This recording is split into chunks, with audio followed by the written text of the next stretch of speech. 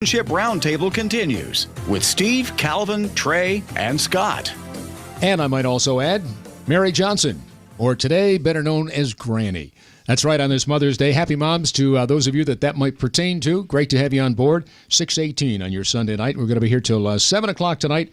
Relationship Roundtable with Trey, Calvin, and yours truly, Scott. So, when we talk about relationships, thought it might be fun tonight, guys. Trey, Calvin, you've got your grandmother here, Calvin.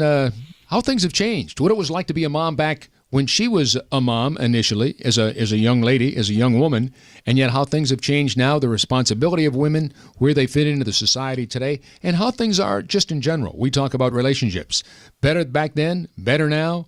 Do people get along? You know, race, religion, creed, whatever it might be. How are we doing? Where are we in 2016? Gosh, can I say how old you are, Granny? 85. 85. So you've been around almost 1 century, for Pete's sake.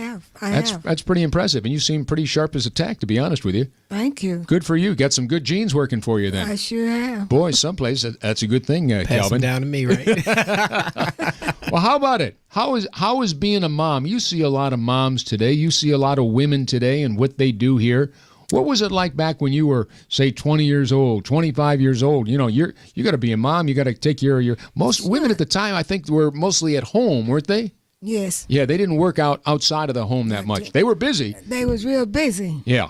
Well, tell us what it was like back then. Well, back in them days when I come up and come around, I worked it. I had to work. In my younger days, Calvin wasn't even out here then back in those days. Right. I'm going to tell you something about my days when I was coming along. I worked for movie stars, Betty and Mary back in them days.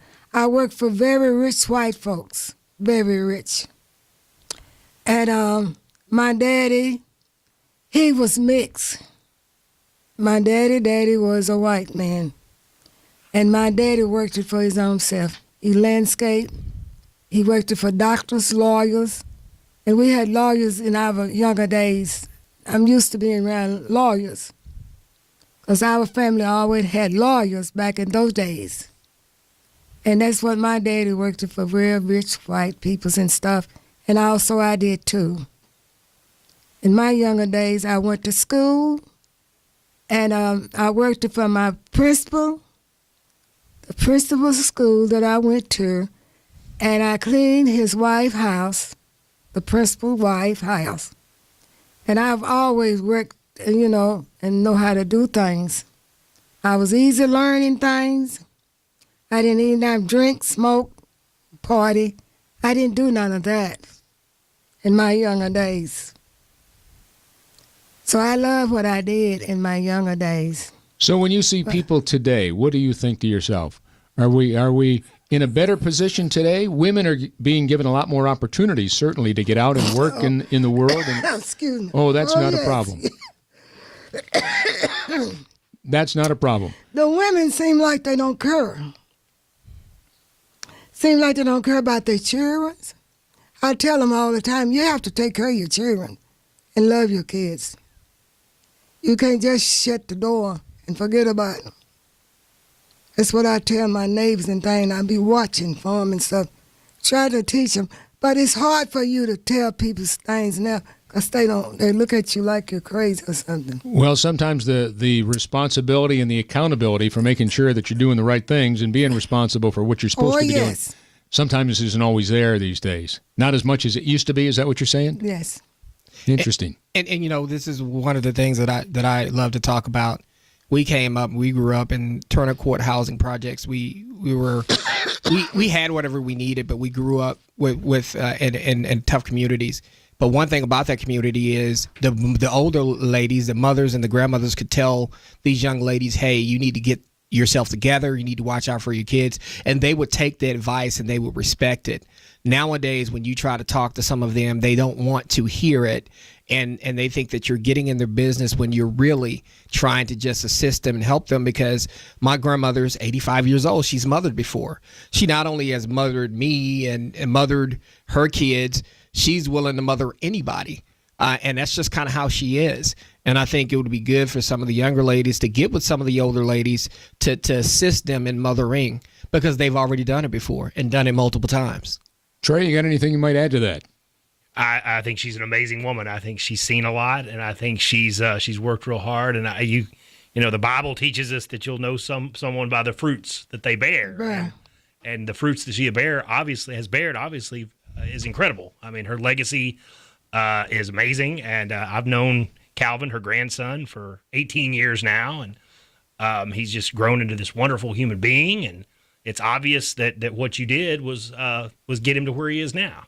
That's true. And you can tell by the fruits. When you see some of the stuff that goes on in this world today, I don't know if you're even watching like the presidential race that we've got going on. Some of the things that are being said on both sides, you go, whoa! It's it's kind of crazy. Do you watch any of the presidential the race and what's going on in the Republican Party and the Democratic Party, and do you watch any of that on TV or no? You just kind of don't pay any attention to that. Oh, I watch it.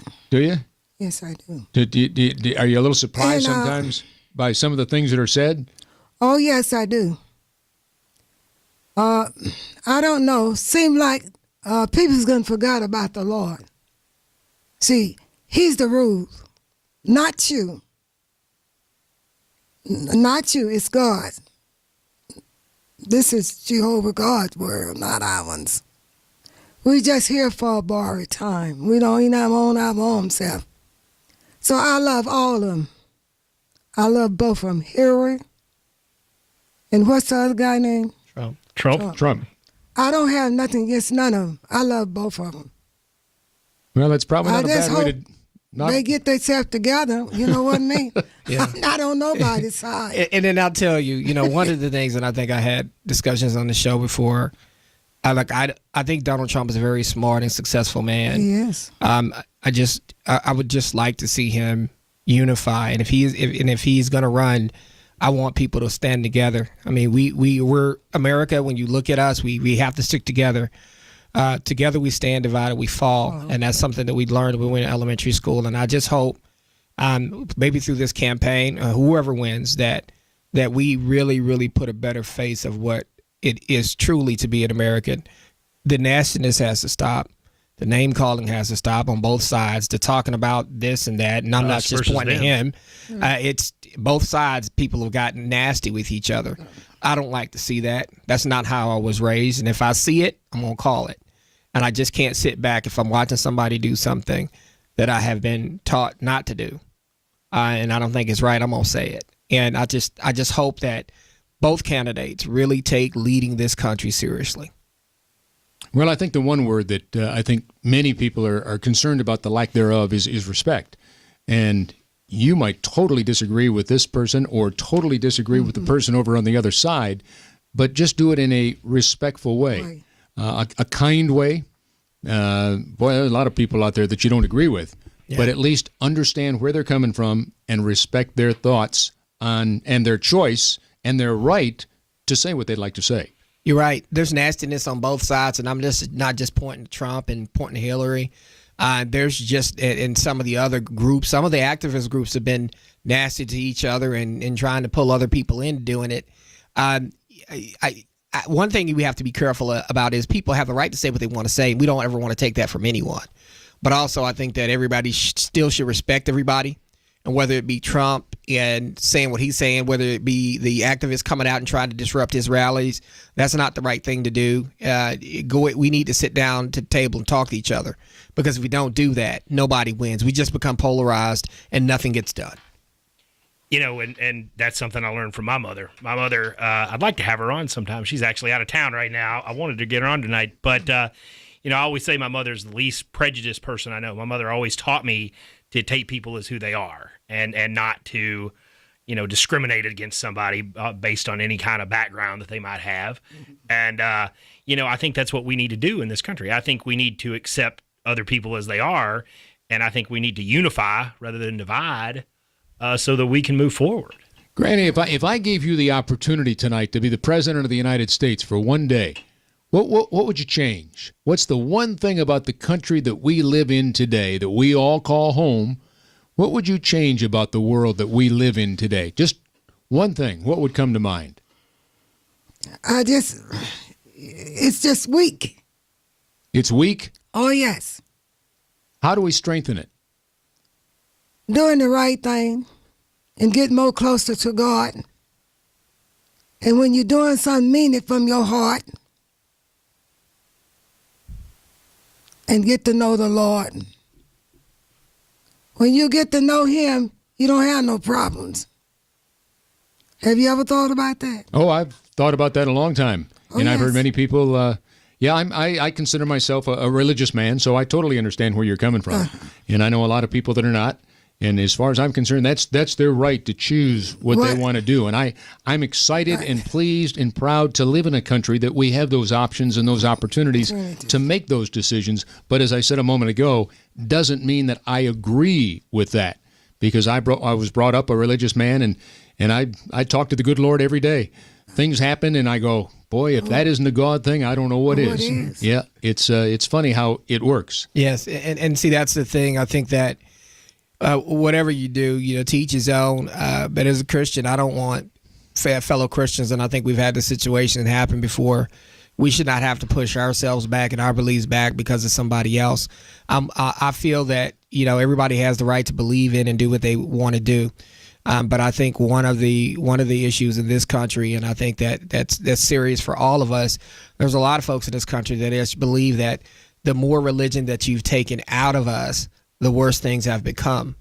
And I think that's one of the reasons why you got folks feeling a certain way. They feel like anybody can do whatever they want to do, but if the religious folks decide to do something, that they always have to pay for their opinions about things and the way people do things. Like I said, I don't discriminate against anybody, but I think this world also has to understand they're just folks that religiously have issues with some of the things that are going on out here, and I don't think that they should have to sacrifice their religious beliefs because of somebody else's situations. Great point, Kelvin. Kelvin Johnson, Trey Harris, Mary Johnson. We're calling her Granny for the next 30 minutes. Relationship Roundtable on this Mother's Day 2016. Back with more after this. Hi, Scott.